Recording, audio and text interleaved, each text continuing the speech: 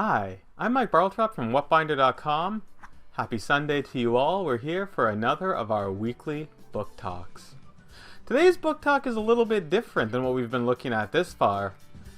Not only is today's book talk not one, but two books, the books are unusual.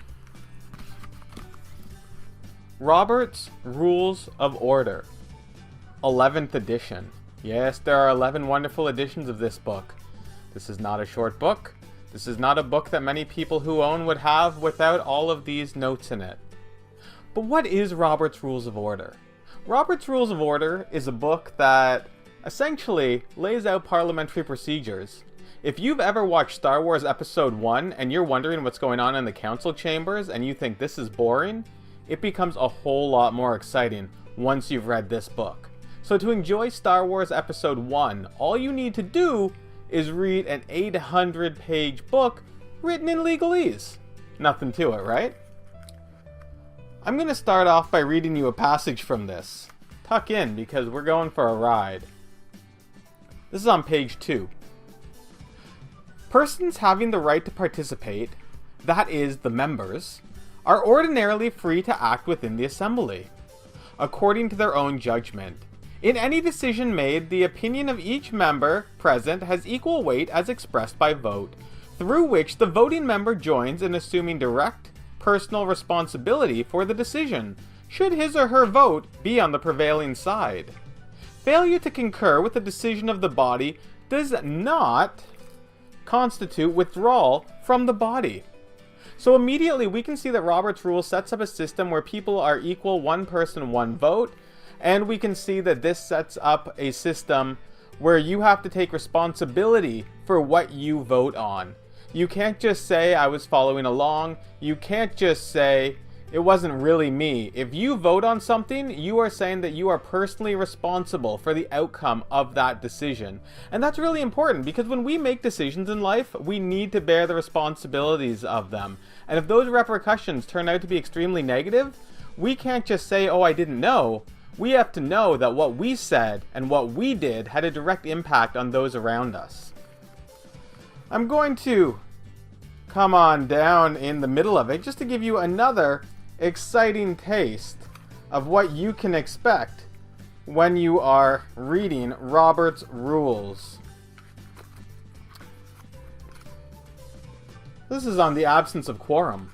What is quorum? Quorum is the amount of people who need to be present for a meeting to actually take place and conduct business. It differs from organization to organization. I don't know what the quorum was in the Galactic Senate, but I really would like to know. I don't know. If somebody knows quorum in the Galactic Senate, please get in the comments and tell me. And if anyone has a set of the actual rules, if they developed those, oh, I would love them. Proceedings in the Absence of Quorum, page 347, line 21. In the absence of quorum, any business transacted except for procedural actions noted in the next paragraph is null and void. But if a quorum fails to appear at the regular or properly called meeting, the inability to transact business does not detract from the fact that the Society's rules requiring the meeting to be held were complied with, and that the meeting was convened, even though it had to adjourn immediately. So you can see if there's no quorum, a meeting needs to adjourn immediately. The only things you can do without quorum are hear reports, and are to make motions to call up your friends and say, hey, let's get to this meeting. So that's 11th edition, but you notice that I had two books. And the other is Robert's Rules 12th edition. Now they've changed out their page layout. It seems that they're going to a more digital approach because instead of looking at page and line numbers, this deals with section numbers and paragraph numbers. So instead of page, 817 line 12, it's section 45, paragraph 22. And that's a lot more convenient because so many of us are working digitally now, but not me. As much as I would like Control F to find my way through this, there's something about holding this book in my hand that I love. Now again, Robert's Rules exist to make sure that everyone has an equal voice and that meetings are fair. But, if we're being honest, sometimes the presiding officer, the chair of the meeting, can do things that are against the rules of the organization and are against Robert's rules. So what do we do in that situation? Do we just have to sit there and take it? Well, if your meeting is being run by a fair and just body, no, because there are things that you can do.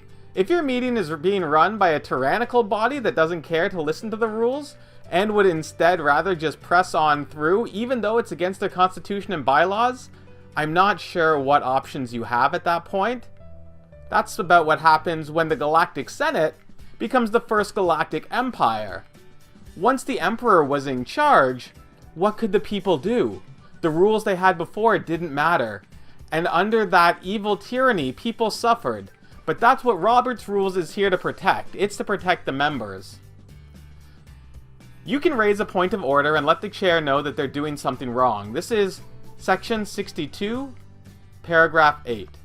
If the chair ignores a point of order that is not dilatory, the member can repeat the order a second and third time. And if the chair still ignores it, the member standing in place can immediately put that point of order to a vote without debate. The question may be put as, is the point of order well taken? And if the chair improperly ignored it, the member may, instead of repeating the point of order, repeat the original motion, and if it is seconded and the chair still ignores it, may, standing in place, put the ignored motion to a vote without debate. So with Robert's Rules, a chair can't tell you you're being indecorous for pointing out a rule of order was breached multiple times.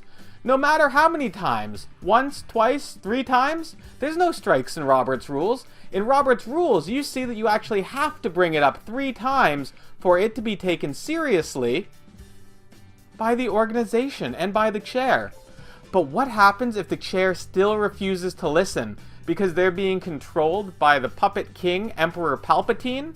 Well, if Robert Rules existed, you would look at Section 62, Paragraph 10, removal of the presiding officer from chair for all or part of a session. If the chair fails to act in accordance with the Assembly's decision on an appeal or on a point of order submitted to a vote for the Assembly, or otherwise culpably fails to perform the duties of the chair properly in the meeting, the Assembly may employ measures to temporarily replace the chair with another presiding officer expected to act in accordance with the will of the Assembly. So you can see that this book has in place these sections. And again, if we're talking Star Wars, by the time we get to Star Wars Episode 3, when the Emperor has taken over, there wasn't much that they could do. Because nobody was listening to the rules, nobody was obeying the rules, and nobody seemed to care about the rules. And in that case, when you have Emperor Palpatine sitting on the throne, there isn't anything that anyone can do. And you are now held to a state of tyranny. But that's Star Wars. That's the world that they live in. Hopefully your organization isn't like that, and hopefully you can get to check out Robert's Rules 12th edition to make sure that your proceedings run smoothly and fairly. If you've read this book, or if you feel like you should read it now that I've talked about it, feel free to get in those comments and tell me all about it. Otherwise, if you like these book talks, come on by next Sunday. I'll be happy to see you. Until then, keep reading. Please like and subscribe if you want to see more. And we'll see you then.